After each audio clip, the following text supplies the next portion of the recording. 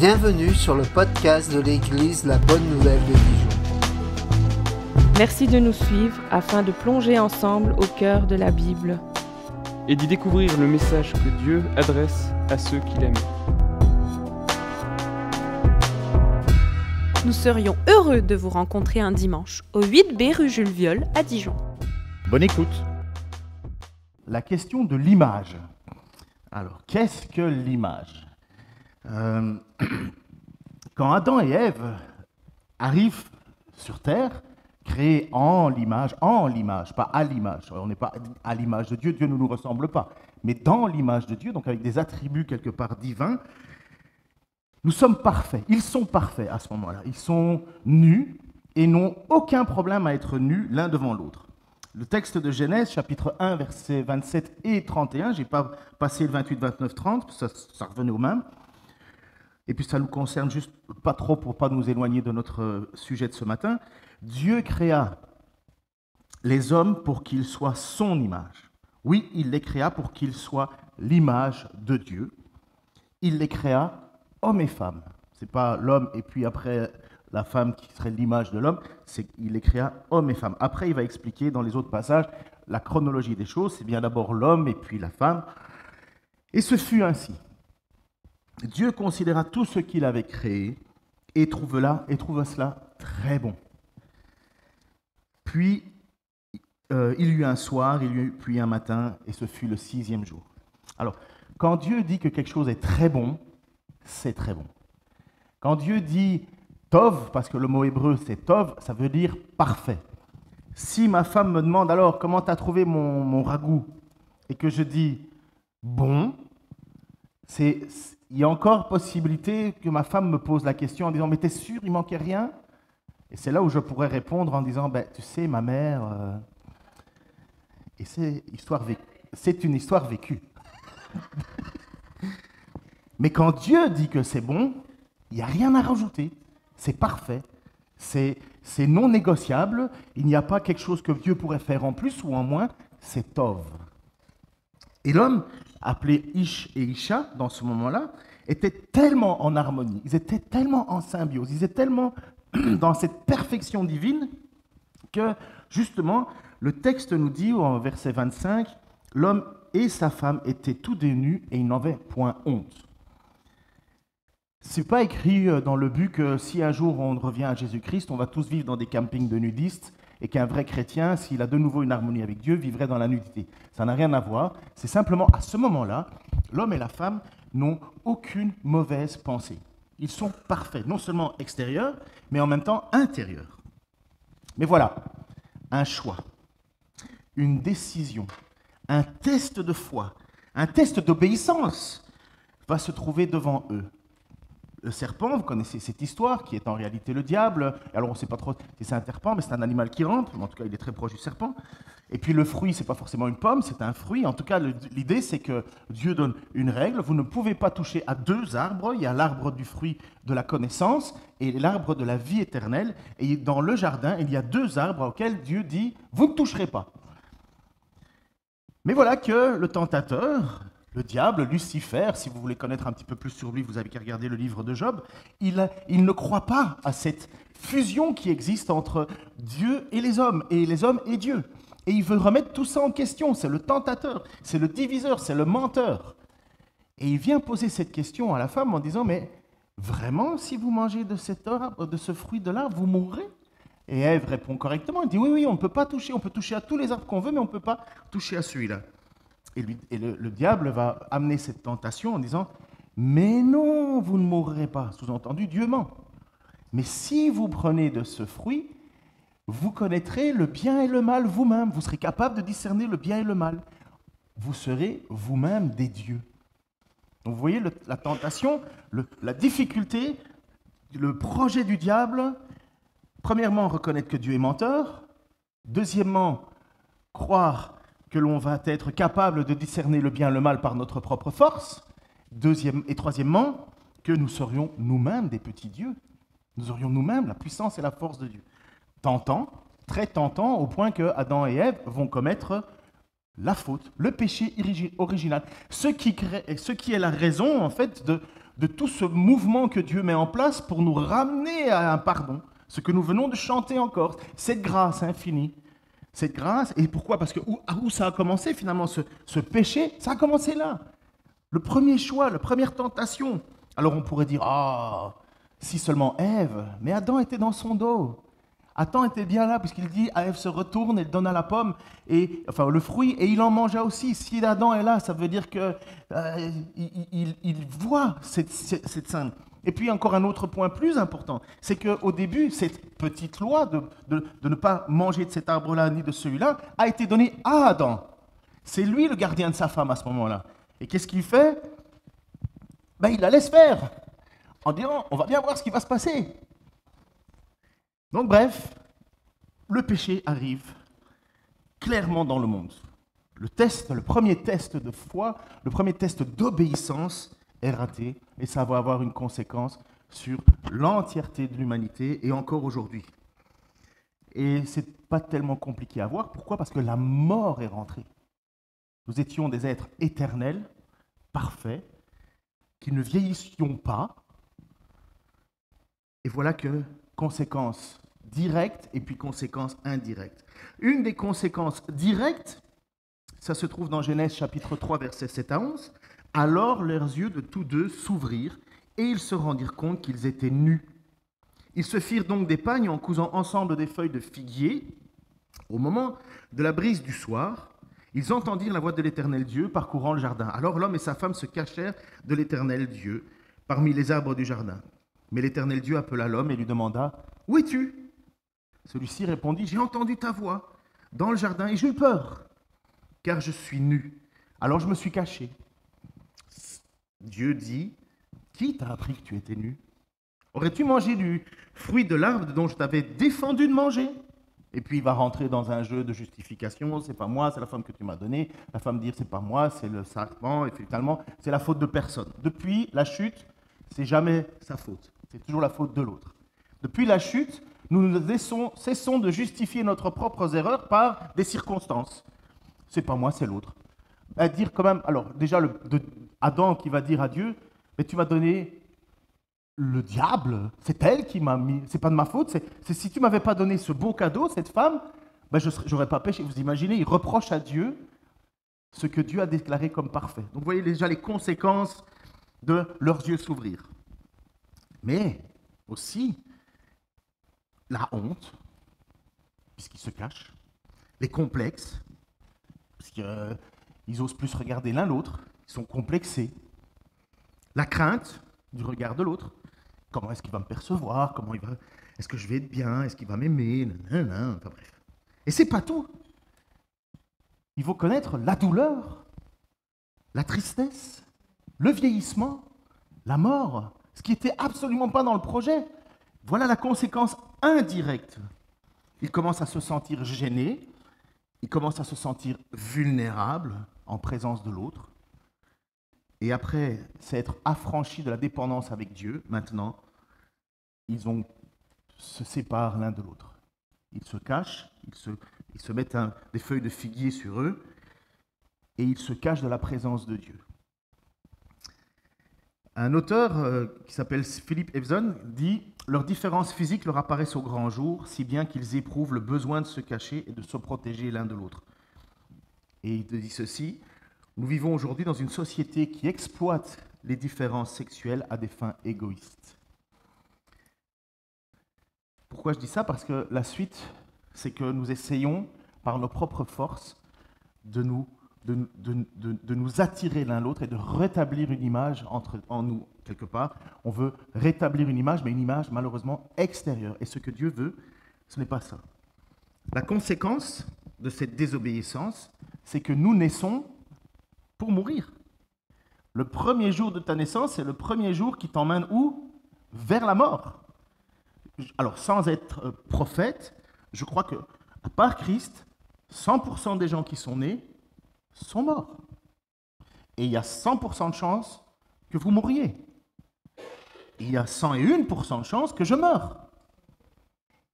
On va tous, vous êtes d'accord avec ça? C'est la chose qu'on n'a pas vraiment envie d'entendre, mais ça reste quand même la conséquence. Sauf que dans notre tête, dans nos pensées, c'est pas du tout la première chose à laquelle on pense. Oh, chouette, dans peu de temps, je meurs. Non, on est plutôt dans une autre vision. Il y avait, j'espère que ça marcherait, si ça marche pas, c'est pas grave, mais il y avait une petite vidéo à l'époque de Xbox. Alors, pour les plus jeunes d'entre vous comme moi, vous avez connu les premières publicités Xbox. Vous connaissez Xbox, les gens savent ce que c'est. Alors, ne levez pas la main cette fois-ci pour ceux qui ne savent pas ce que c'est, mais je vais quand même vous le dire pour que vous soyez en phase avec tout le monde. Sony, donc d'abord on a eu les Nintendo, les Super Nintendo, les NES 64, il y avait eu les ColecoVision, il y a eu les Spectrum 80, je parle de quoi? C'est du français, c'est des stations de jeux, des consoles de jeux. Ouais, mais PlayStation, station de jeux. Parce que Sony a sorti à ce moment-là la PlayStation, qui a révolutionné le système, et puis, évidemment, comme il y avait concurrence, alors Xbox, Microsoft a sorti sa box de musique, la Xbox. Et voici, pour attirer les foules, la première vidéo qu'ils ont sortie, et je trouve qu'elle correspond tellement à ce que j'enseigne ce matin. Celui-là? Mais ça marche.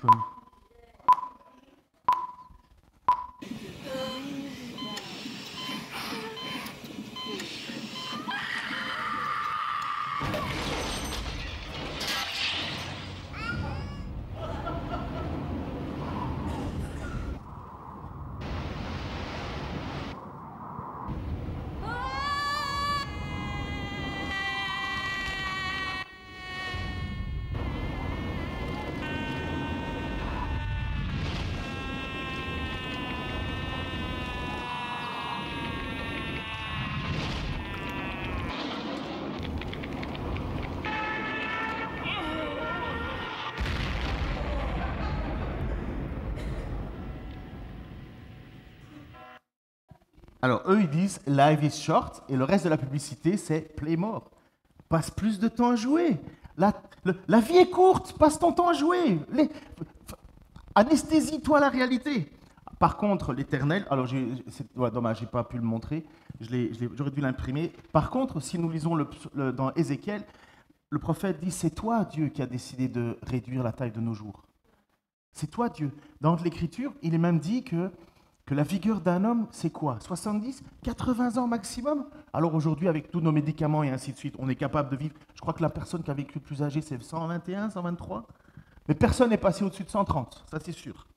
Mais donc la mort est là, la réalité est là. Les publicités l'ont vu, ils le savent très bien. C'est parce que choquant pour certains, moi je trouve ça rigolo.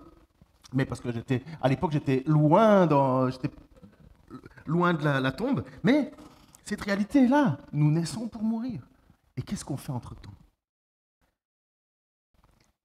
Si nous pensons que la solution se trouve dans ce que Adam et Ève ont fait en premier, se couvrir, nous ne cherchons pas à la place que Dieu fait. On veut simplement essayer de rétablir la situation originale, mais se couvrir, se mettre des vêtements, c'est essayer de s'entretenir comme on essaye de faire du sport, comme Paul va dire, hein, le sport est une bonne chose, mais c'est utile à peu de choses.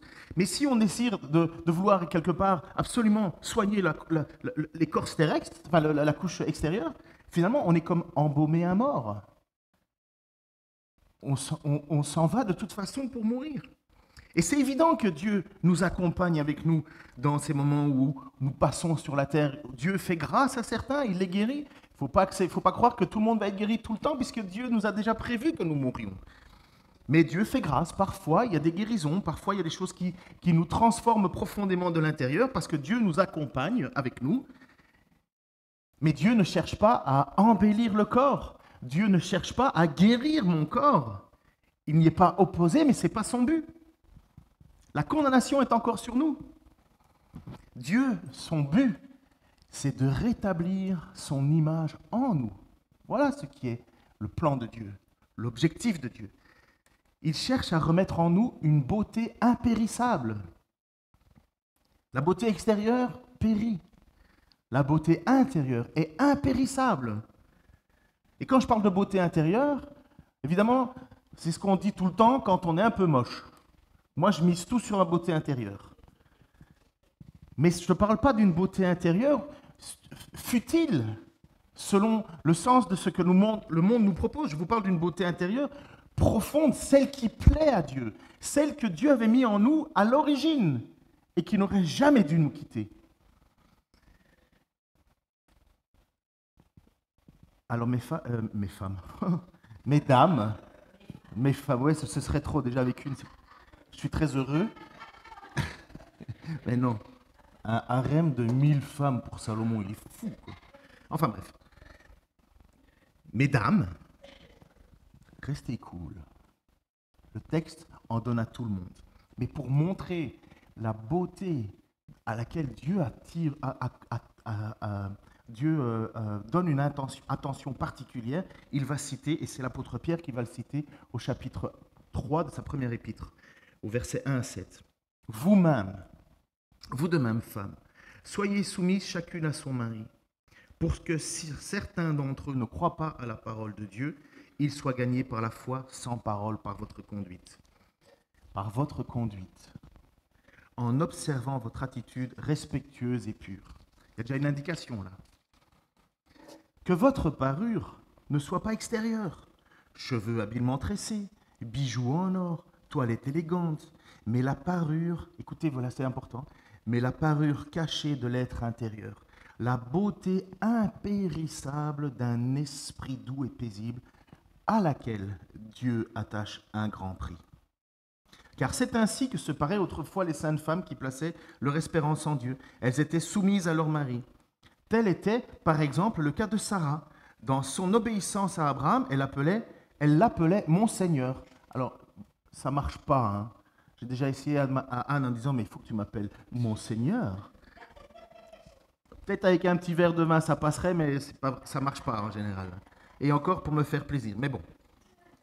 Mais en attendant, dans le cas de Sarah, c'était vraiment une beauté intérieure de respect vis-à-vis de son mari. Dans son obéissance à Abraham, elle l'appelait mon Seigneur. C'est d'elle que vous êtes les filles.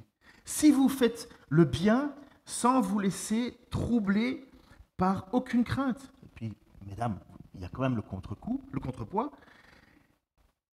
ou le contre-coup pour les hommes. Vous de même, Marie, vivez chacun avec votre femme en faisant preuve de discernement et en tenant compte de la nature plus délicate de la femme. Traitez-les avec respect. Elles doivent recevoir avec vous la vie que Dieu accorde dans sa grâce. Agissez ainsi afin que rien ne vienne faire obstacle à vos prières. Et afin que rien ne fasse obstacle à vos prières, moi honnêtement, je ne peux pas prier sereinement après ou pendant que je suis fâché avec ma femme, c'est impossible. Je me sens hypocrite. À la limite, je peux prier en disant « Seigneur, aide-moi à changer ». Ou aide-la à changer. Mais je ne peux pas me dire que dans une bagarre de couple, une chicane de couple, ben, je suis à l'aise pour aller dans mon coin et prier. Ce serait d'une hypocrisie monumentale. Mais Pierre le dit, la beauté impérissable d'un esprit doux et paisible à laquelle Dieu attache un grand prix. Voilà ce que Dieu veut rétablir comme image en nous. La beauté pour Dieu n'est autre que la nouvelle nature que nous revêtons lorsque nous sommes justifiés. Lorsque, exactement ce que disait Gisèle ce matin, lorsqu'on découvre la grâce, lorsqu'on découvre l'œuvre, le sacrifice que Jésus fait à nous. On découvre finalement que Dieu n'est pas un Dieu qui est mu par sa colère en premier, elle est là, il ne faut pas la nier, mais la première chose qu'il veut faire connaître, c'est sa grâce. Parce que dans le texte que Gisèle a révélé, quel était le seul qui aurait pu prendre une pierre pour lui jeter? Jésus lui-même. Mais comme Dieu veut être... Et il n'aurait absolument pas péché en le faisant. La femme l'aurait vraiment mérité, l'homme aussi d'ailleurs. Et certainement tous les autres. Mais si Dieu jugeait à ce moment-là, il devrait juger l'humanité au complet, ce qui arrivera un jour. Mais si Dieu juge à ce moment-là, c'est tout le monde qui doit être jugé devant Dieu. Lorsque j'étais plus jeune, ça je m'en souviendrai toujours, lorsque j'étais plus jeune, j'ai pas vécu une jeunesse très, très ardente, hein, c'était pas beau, mais j'avais quand même des moments de lucidité, dans mes moments de non-lucidité. Et j'étais dans le métro et à un certain moment, j'avais cette pensée, en regardant les gens autour de moi, parce que moi j'étais le gars qui voulait tout le temps s'habiller anti-mode. Après, l'anti-mode est devenu une mode, j'étais perdu, donc je suis devenu à la mode. d'autres fois, parce que le mouvement grunge, non, Nirvana, le groupe Nirvana de musique, ok, ils ont lancé le style où tu t'habilles n'importe comment, tu es n'importe... Enfin bref. Et moi j'aimais ça, et à un moment j'étais dans le métro et je regardais les gens qui aimaient bien s'habiller en chippie, chevignon, Lacoste et compagnie. Et je me suis dit, mais c'est quoi leur identité à ces gens? Est-ce qu'ils s'habillent en fonction de ce qu'ils sont? Vous savez, comme un hard rocker, quelqu'un qui aime le hard rock, et il met des vêtements parce qu'à l'intérieur, il pense hard rock, il vit hard rock, il mange hard rock, et donc ses vêtements sont hard rock. Et puis il y en avait d'autres qui s'habillent hard rock, mais vous savez très bien qu'il n'est pas hard rock dans son cœur, on lui fait une petite remarque, il va pleurer derrière, vous comprenez, c'est pas un dur, il veut paraître dur. Et vous avez des catégories de gens comme ça qui ont les habits de leur personnalité, et il y en a d'autres qui mettent des habits parce qu'ils se cherchent une personnalité. Et les habits sont devenus un moyen de jouer un rôle. Je peux vous assurer que quand je mets un veston, ma femme, elle dit « Waouh, tu es beau !» Et moi, honnêtement, dans ma tête, je dis « Mais c'est du tissu. Je suis le même. » Vous connaissez cette vérité. Vous savez pourquoi c'est un dictateur qui, là-dessus, avait raison. Il dit « Les hommes sont attirés par ce qu'ils voient et les femmes par ce qu'ils entendent. C'est pourquoi les femmes se maquillent et les hommes mentent. » C'est vrai, non? Enfin, il n'avait pas tort sur ce point-là. Les femmes se maquillent parce qu'ils veulent être belles, et les hommes, ils mentent parce qu'ils veulent paraître beaux à l'intérieur, qui attirent le regard de la dame. Et oui, les habits jouent, quelque part, on essaye de revenir à on essaye de rebâtir à l'extérieur une image de nous. Je travaille dans un hôpital, parce que je fais un double boulot, vous le savez, et nous, on est tous habillés en bleu. Donc, à part les sabots, où j'ai voulu faire mon petit... Voilà, bref, j'ai mes sabots à moi. Mais on a un pantalon bleu, veste bleue, calot bleu, masque bleu. Donc, on est tout en bleu. Moi qui fais le ménage ou le chirurgien qui vient opérer. Et bien souvent, il y a des personnes qui arrivent, et donc moi, je suis à l'entrée, parce que je passe parfois, bref. Et on me dit « Ah, bonjour docteur !» Je laisse un petit temps comme ça, pour profiter. Et puis à un certain moment, je dis, bah écoutez, si c'est moi qui vous opère, je peux l'ouvrir, mais je pourrais peut-être pas le refermer. Mais les gens sont tellement stressés que, moi j'aime bien les faire rire, c'est mon objectif. Mais si moi, avec mon habit qui ressemble à un chirurgien, je devais passer le scalpel, et puis je regarde des opérations du dos et compagnie, je peux vous assurer que c'est le bazar avec les nerfs et compagnie. Il ne faut pas se tromper, il ne faut pas aller trop loin. Mais ils le font très bien. Moi, je ne pense pas. Moi, j'enlèverais tout pour arriver au truc, et puis, bon, comment on remet? Mais on a les chirurgiens là. Merci Seigneur qu'on ait des gens comme ça, parce que quand je vois ce qu'ils font, waouh. Nous tous, vous voyez ce que j'aurais l'apparence, mais j'aurais pas le cœur. Je suis pareil, si pas plus beau même, mais je suis pareil. Mais je n'ai pas le fond. Ce n'est qu'une image. Et nous sommes, nous, des créatures de Dieu, soit on est une image vide, soit on est une image remplie de Dieu. Soit nous sommes les enfants adoptifs de Dieu, soit nous sommes simplement des créatures de Dieu. Il y a une différence entre être la création de Dieu et devenir enfant de Dieu. C'est la première lettre de Jean. L'épître... Évangile de Jean. Car Dieu a donné le pouvoir de devenir enfant de Dieu. Paul va écrire à une église à Éphèse. Et ça va venir dans l'objectif et le texte final qui va être le point. Paul va écrire à l'église d'Éphèse. Éphèse est une ville d'effervescence culturelle où il y a le plus grand temple d'Artémis, à la déesse Artémis. Il va y avoir tout du foin à un certain moment, mais c'est qui Artémis? Eh bien, Artémis, elle est déesse aussi adorée pour sa fertilité. Et ce qu'il fallait faire à l'époque pour être un très bon religieux, imaginez le bazar, c'était que pour s'approcher de la déesse, il fallait coucher avec une prophétesse sacrée. Alors vous imaginez bien que les hommes, il ne faut pas leur demander 2 fois s'ils veulent être spirituels à ce moment-là. Et moi, sans problème. Et la ville d'Éphèse était reconnue pour avoir au moins 1000 prophétesses sacrées. Donc vous imaginez un tout petit peu les chrétiens qui vivent au milieu de ça, Et comment est-ce qu'on fait pour s'approcher de Dieu? Est-ce qu'on roule dans la débauche, enfin, que Dieu va décider, que Dieu définit comme débauche, mais dont les hommes disent, mais non, c'est ça la vraie vie. Et vous imaginez la tentation pour les hommes. Hein.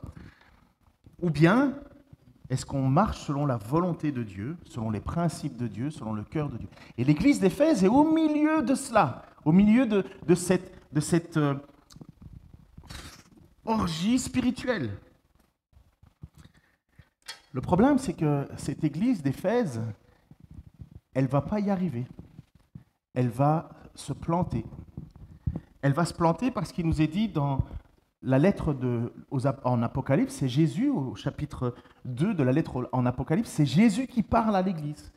Et il va donner 7 lettres à cette église. Il y a Thyatire, il y a Smyrne, il y a Pergame, il y a Laodicée, il y a Philippe, et il y a Éphèse, et puis j'en ai peut-être encore oublié une. Quelqu'un la connaît, celle qui manque? Non.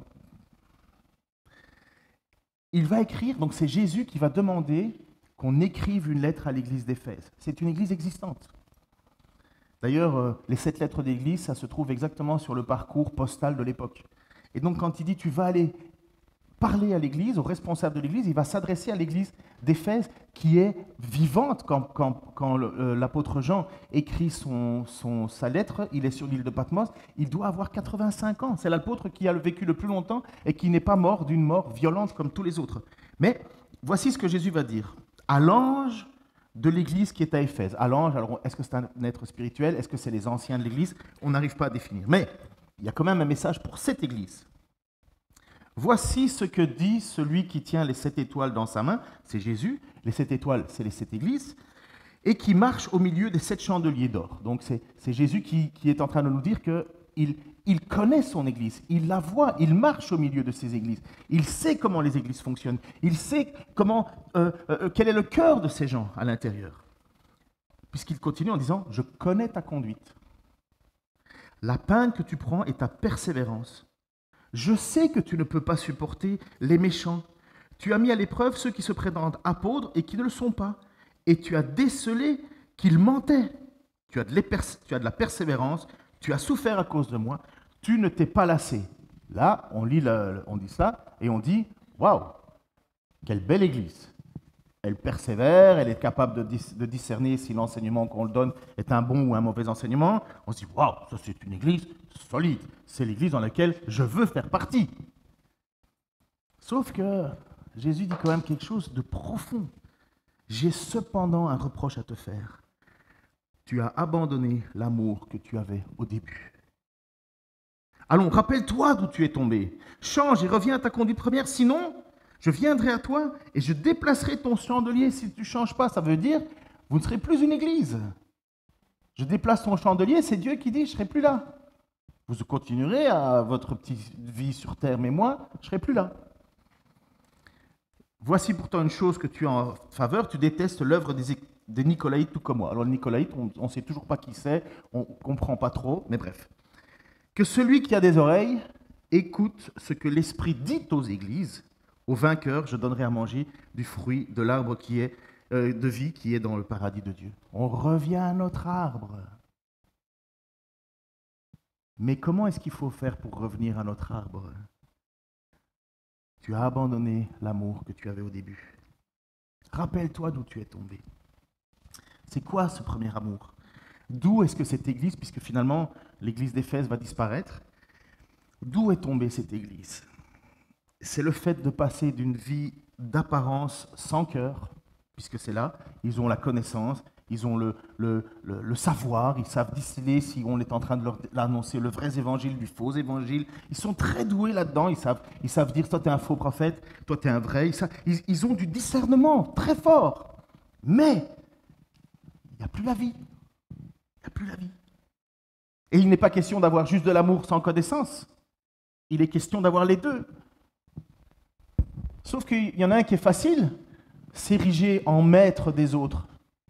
Celui qui a de la connaissance, c'est facile de se cacher derrière ses livres, de se cacher derrière son savoir en disant « je te juge, je te juge, je te juge ». Oui, mais le cœur de Dieu, c'est la grâce. Exactement ce que tu as rappelé ce matin. Ils sont loués pour leur doctrine, leur bonne connaissance, la bonne défense de la foi, mais la vie profonde avait lentement abandonné cette Église, malheureusement. Et c'est pourquoi nous devons, mais alors vraiment absolument écouter ce que nous dit l'apôtre Paul à cette Église d'Éphèse. Cette Église d'Éphèse qui n'a malheureusement pas écouté la recommandation de l'apôtre Paul, puisque Paul l'écrit avant cette lettre d'Apocalypse. Donc il leur a déjà parlé à cette Église, il leur a déjà dit ce qu'il fallait faire. Mais cette Église a oublié son premier amour. Alors c'est quoi ce premier amour? Éphésiens chapitre 4, versets 17 à 32. Voici donc ce que je vous dis, ce que je vous déclare au nom du Seigneur, ce même Seigneur qui parle dans l'Apocalypse. Vous ne devez plus vivre comme les païens qui suivent leurs pensées vides de sens. Ils ont en effet l'intelligence obscurcie, sont étrangers à la vie que Dieu donne à cause de l'ignorance qui est en eux et qui provient de l'endurcissement de leur cœur. Ayant perdu tout sens moral, ils se sont livrés à l'inconduite pour se jeter avec frénésie dans toutes sortes de vices. C'est pas compliqué pour un gars d'Éphèse à ce moment-là, toutes sortes de vices. Il regarde autour de lui, il regarde le temple, il voit toutes ces orgies. C'est évident que c'est là. C'est évident que les gens sont devenus fous. Mais vous, ce n'est pas ainsi que vous avez appris Christ. Pas apprendre de Christ, apprendre Christ en nous. Puisqu'on vous a fait savoir ce qu'il est et qu'on vous a enseigné dans le cadre de votre union avec lui, ce qui est conforme à la vérité qui est en Jésus. C'est quoi cette vérité? C'est quoi l'enseignement qu'on a besoin? Cela consiste à vous débarrasser de votre ancienne manière de vivre, comme si on enlevait des vêtements. Cela consiste de votre ancienne manière de vivre, celle de l'homme que vous étiez autrefois et qui se corrompait en suivant ses désirs trompeurs, à être renouvelé quant à votre esprit et à votre intelligence.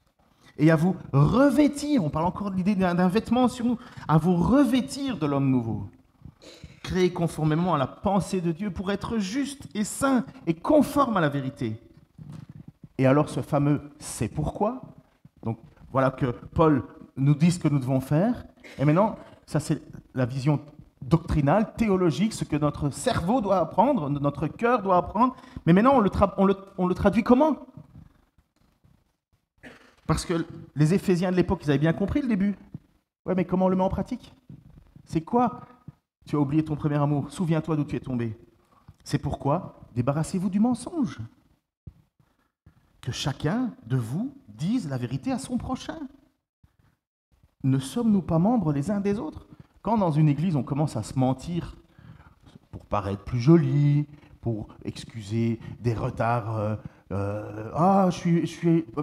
pour n'importe quoi, pour la plus petite des bêtises, si on commence à mentir, on ne comprend pas ce que nous sommes. Nous manquons d'amour.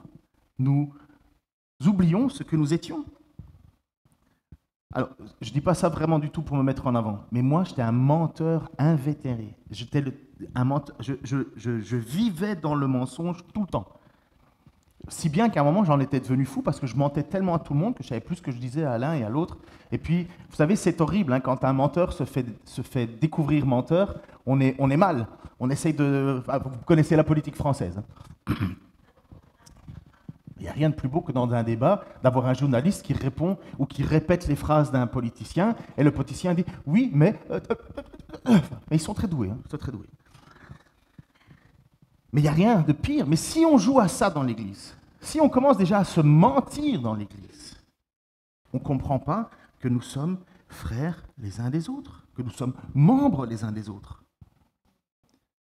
Mettez-vous en colère. Mais n'allez pas jusqu'à pécher, que votre colère s'apaise avant le coucher de soleil. Ne donnez aucune prise au diable. Se mettre en colère sans pécher, ça ne veut pas dire ne jamais se mettre en colère. Parce que si on ne se met jamais en colère, on fait quoi avec Jésus qui est en colère? Jésus aurait péché à ce moment-là? Non, le texte nous dit si vous vous mettez en colère. Ou même certaines versions pourraient dire mettez-vous en colère. Ça veut dire mettez-vous en colère contre l'injustice.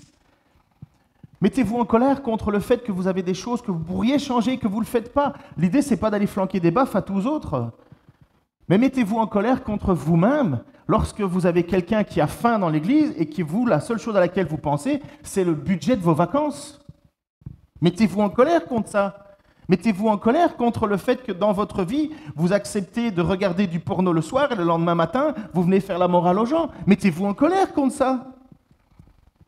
Mais il dit, mettez-vous en colère, mais ne péchez pas. Pourquoi ? Parce qu'il y a des gens qui sont tout le temps en colère. Et c'est la tristesse de l'Église francophone. On est en colère contre tout le monde et on ne se rend même pas compte que le diable est en train de nous éloigner de l'Église.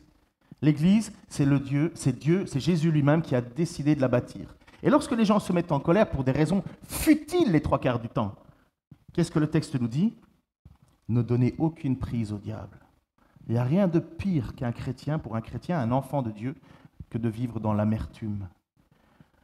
Je crois que c'est Thomas d'Aquin qui a dit ça, et je trouvais que c'est tellement une belle phrase.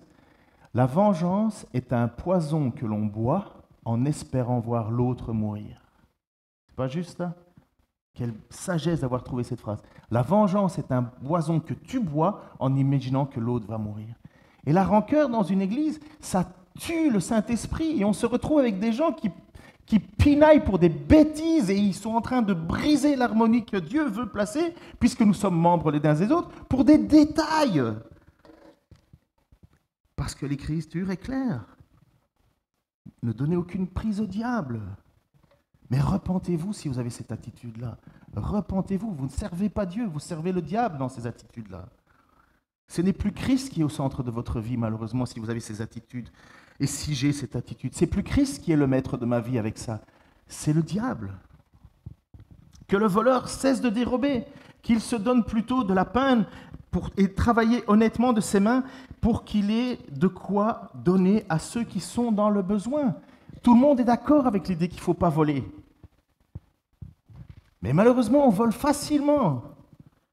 Dans mon milieu de travail, là, ça ne les dérange pas, les gars, de partir une heure, une demi-heure avant, et de ne pas le dire, voilà, je suis parti une demi-heure avant, en envoyant un mail au chef de service, en disant, voilà, je suis parti plus tôt parce qu'il y avait moins de boulot. Mais non, on veut garder sa demi-heure. On ne veut pas qu'on nous pique notre demi-heure. Mais quand ils arrivent une demi-heure en retard, ah ben là, il n'y a pas de problème. Hein. Ouais, on est relax. Pardon, hein, mais ça, c'est un truc que je vois dans le milieu du travail, là. C'est cette malhonnêteté au niveau des heures de travail. C'est terrible. Si bien qu'un jour, j'ai écrit à ma femme, pardon chérie, à la limite, tout le monde serait ma sœur, mais pas ma femme, c'est sûr. Non. Merci chérie. Je pense que je ne vais pas manger chaud ce soir. Ouais, je vais manger mon ragoût. Donc, à ma chef de service, et je lui ai écrit, voilà, je suis parti une heure plus tôt parce qu'à un moment, je devais travailler jusqu'à minuit et demi. À 23h, j'avais fini mon boulot, j'ai attendu un peu. Mais bon, vous dites bien, à cette heure-là, il n'y a plus personne. Hein. Je rentre, je sors, je fais ce que je veux, il n'y a pas de caméra, il n'y a personne qui va contrôler mes heures. Et donc, je lui dis, voilà, je suis parti une heure plus tôt parce que le boulot était fini. Elle me répond, merci de votre honnêteté. Bon, après, je me dis peut-être que mes collègues vont imaginer que je suis le faillot de la bande, hein. Mais je m'en fous. Je veux être honnête, moi. C'est tout. Après, je serais très heureux qu'elle dise, c'est pas grave, je te laisse ton heure quand même. Mais ça dépend d'elle, plus de moi. C'est elle, plus moi. Je laisse ça entre ses mains. Mais je suis devant elle, alors pas parfait, écoutez bien le mot, hein, irréprochable, elle ne peut pas me faire de reproches. Je suis parti une heure plus tôt, oui, mais je vous l'ai dit. Mais, donc, être honnête, on peut tous être honnêtes, mais qu'est-ce que Paul dit ? C'est pas juste ça. Il dit que le voleur cesse de dérober, qu'il se donne plutôt de la peine et travaille honnêtement de ses mains. Dans quel but ? Pour qu'il ait de quoi donner à celui qui est dans le besoin. Mais qu'est-ce qu'on fait quand on se donne de la peine les 3/4 du temps, malheureusement, dans le peuple de Dieu ? On pense à ce qu'on va s'acheter avec cet argent, ou bien rembourser nos dettes, ou payer ceci ou cela. Mais est-ce qu'on se dit, tiens, je vais travailler plus dans le but d'être plus généreux envers les gens qui sont dans le besoin ? Vous le savez, hein, notre situation financière de l'Église montre que ce n'est pas du tout la direction qu'on a prise. Hein. Des gens qui travaillent beaucoup, oui, c'est vrai, mais ça change la vie de ton prochain, ça ? Ou ça change ta vie à toi? Vous comprenez la remarque de Jésus qui dit, vous êtes dans l'église d'Éphèse, à laquelle Paul écrit, vous avez très bien compris les choses, mais vous le vivez tellement à l'envers. Vous manquez d'amour. Il en faut de l'amour hein, pour arrêter de voler, parce que voler c'est facile. Hein. Un voleur, il gagne sa vie facilement. Il fait un petit larcin, il est tranquille, il va recommencer, il espère juste de ne pas se faire avoir, mais c'est très très égoïste que ça blesse ou que ça tue quelqu'un, que ça tue les finances d'une personne, peu grave, c'est moi qui compte. Mais donc il dit arrêtez de voler, arrêtez de faire du mal aux autres. Il dit arrêtez de faire du mal aux autres, travaillez dans le but de faire du bien aux autres. Vous voyez, c'est plus que simplement être honnête. C'est plus profond que d'être honnête. C'est ça le premier amour, qui n'existe pas dans le monde. Puisque Paul nous dit clairement, ne vivez pas selon les gens du monde qui ont leur simple esprit. Ça, c'est une pensée des mots. Dans l'Église, on vit autrement. Pourquoi? Parce qu'on cherche à rebâtir l'image de Dieu en nous. Ce n'est pas l'image extérieure qui compte, c'est l'image intérieure. Il va dire après ça, ne laissez aucune parole mauvaise franchir vos lèvres. Ayez au contraire des paroles empreintes de bonté qui aident les autres à grandir dans la foi selon le besoin. Ainsi, elles feront du bien à ceux qui vous entendent. Des paroles de bénédiction. Ça aussi, c'est un énorme effort qu'on doit faire. Pourquoi? Parce qu'on aurait 1000 raisons valables de donner des paroles de condamnation. Ah, t'as pas bien fait ci, t'as pas bien fait ça, t'as pas fait ci, t'as pas fait ça. Je me souviens au tout début, alors je vais reprendre l'exemple, hein, chérie, pardon, mais cette fois-ci de ma femme. J'ai compris. Au tout début de notre mariage, ma femme, elle cuisinait avec, je ne sais pas dire le mot, mais avec amour. Elle voulait cuisiner, elle voulait faire bien. Et la première fois qu'elle m'a servi un repas, voilà, elle m'a dit c'est bon. Et moi, qu'est-ce que j'ai dit par amour? Non, j'ai pas menti. Non, j'ai dit ah, j'aime bien les carottes. Ou je sais plus, un truc dans ce style. Mais parce que c'était trop salé. Mais j'étais tellement amoureux que j'allais quand même pas lui dire ah ben non, c'est dégueulasse, c'est trop salé. Non, je voulais donner une bonne parole, une parole de bénédiction. Je mentais pas pour le reste. Si j'avais dit mais non, c'est trop salé, j'aurais pas menti. Mais je voulais pas blesser ma femme, je voulais pas la blesser. En plus, je savais pas bête, hein, si elle cuisine une fois, après, ça va durer le restant de notre vie. Ma femme est devenue une super chef. Hein. Ah ouais, bah ça se voit. Hein. Bref, pardon? Alors, bon, faut en finir avec cette histoire de ragoût. Pourquoi? Parce que le ragoût que j'ai dans ma tête, c'est le ragoût de ma maman. Voilà. Et donc, les mères ont toujours un petit truc en plus. Alors, ma femme a été faire le mieux qu'elle pouvait, aller sur Internet et elle a cherché le ragoût de grand-maman.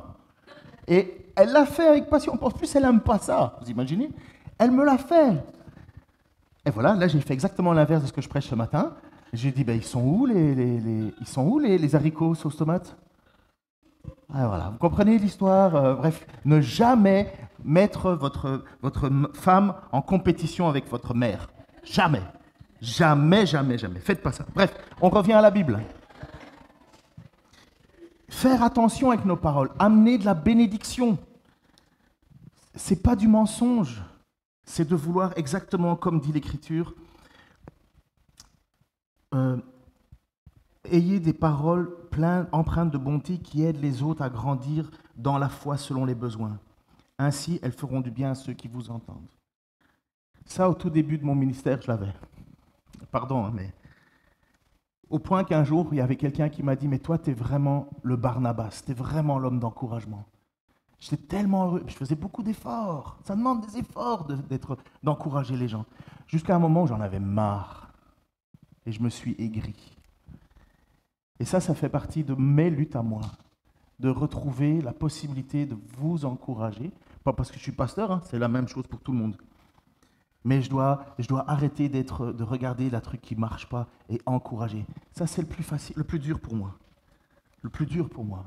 Parce qu'on perd ça facilement. Mais je sais très bien que j'aimerais bien qu'on me réappelle le Barnabas, celui qui encourage.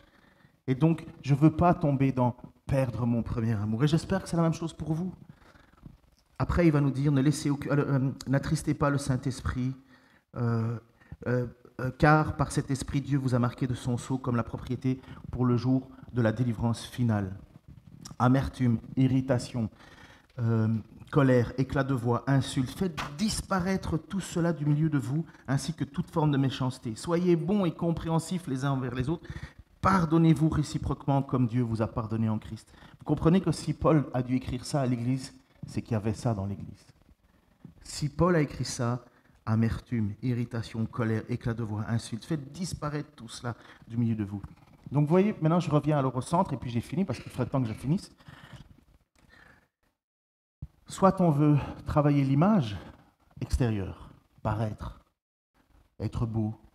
Comme dans certaines cultures, le dimanche, tu as l'impression qu'ils vont à un mariage. Ils s'endimanchent. Vous connaissez ce mot? S'endimancher, se mettre beau extérieurement. Si tu vas beau extérieurement... Alors l'idée, c'est en plus, c'est pas de devenir le plus moche. Hein. Mais être beau extérieurement, ça trompe les hommes. Être beau intérieurement, comme dit l'Écriture, revêtir l'homme nouveau, créé conformément à la pensée de Dieu pour être juste et saint conformément à la vérité. Si on décide d'avoir cette beauté-là, cette beauté qui finalement vient de Christ, se revêtir, changer de vêtements, mettre Christ maintenant sur nous, c'est le projet que Dieu nous tend. Et pour terminer, vraiment, comme rappelle Paul, il le dit aux femmes, c'est vrai dans l'Église, mais il faut le croire, il faut le dire pour les hommes aussi. Ce n'est pas uniquement aux femmes, c'est pour les hommes et les femmes. Que votre parure ne soit pas extérieure. Cheveux habilement tressés, bijoux en or, toilette élégante, mais la parure cachée de l'être intérieur. La beauté impérissable d'un esprit doux et paisible. Et ceci alors, à laquelle Dieu attache un grand prix. Je vous encourage, moi en premier, à revenir à notre premier amour. L'Église va continuer. L'Église d'Éphèse est morte, disparue, reprochée par Christ de ce manque d'amour et finalement est devenue un lieu légaliste, sans vie, plein de reproches. Mais si on veut qu'une église soit le lieu attirant, si on veut que l'église soit le lieu où des gens qui cherchent le sens à cette vie, la raison de cette vie, qui vivent continuellement avec le fruit de la chute, la mort et qui sont totalement désespérés, s'ils arrivent dans une église pour être jugés parce qu'on a la connaissance et pas eux, mais qu'on le manifeste, et c'est vrai qu'on l'a cette connaissance, mais si on n'a pas cette manifestation de l'amour en nous, c'est plus une église. Je déplace ton chandelier. Si nous, on cherche simplement à essayer de rebâtir l'extérieur pour paraître beau, mais que notre cœur intérieur est moche, Dieu n'attache aucun grand prix à ça. Il n'y a rien de plus beau pour moi, peut-être pour vous aussi, mais de voir une personne âgée dans l'église. Et quand vous lui parlez, c'est comme si c'était du miel dans vos oreilles, un baume sur le cœur, une grâce pour vos journées. Et quand vous regardez sa vie, là, elle est peut-être flétrie de l'extérieur, elle est peut-être fatiguée de la vie, elle a peut-être mal aux hanches, mal aux genoux, mal partout. Mais quand elle vous parle, vous voyez une beauté impérissable. Et Seigneur, c'est vraiment à ça que l'on aspire, que j'aspire, Seigneur. Le temps fait son œuvre sur mon corps, dans mon corps. Mais que ce qui a le plus d'importance à tes yeux, Seigneur, soit le plus important pour moi aussi. Seigneur, aide-moi là où, dans ta parole, tu me montres clairement que je manque d'amour, que j'ai oublié d'où je suis tombé. Je te prie pour mes frères, mes sœurs, qui eux-mêmes, Seigneur, ont à gérer leur propre personnalité, tempérament, caractère, leurs complexes, leurs frustrations, leur honte. Tu n'attaches pas de prix à ça.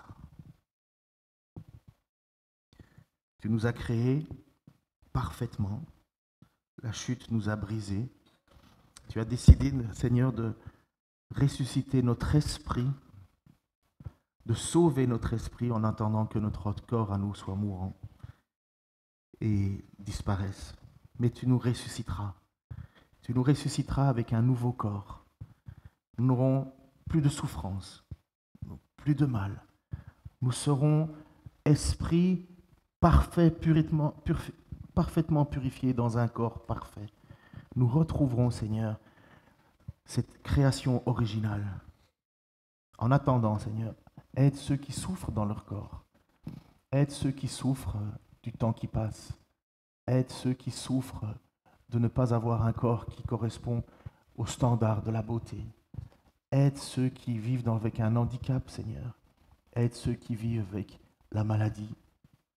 Seigneur, continue à œuvrer en eux, afin qu'ils puissent avoir ce parfum, Seigneur, ce parfum de bonté, ce parfum de vie qui vient de toi, Seigneur. Et permets-nous de persévérer jusqu'à la fin, Seigneur Jésus. Amen.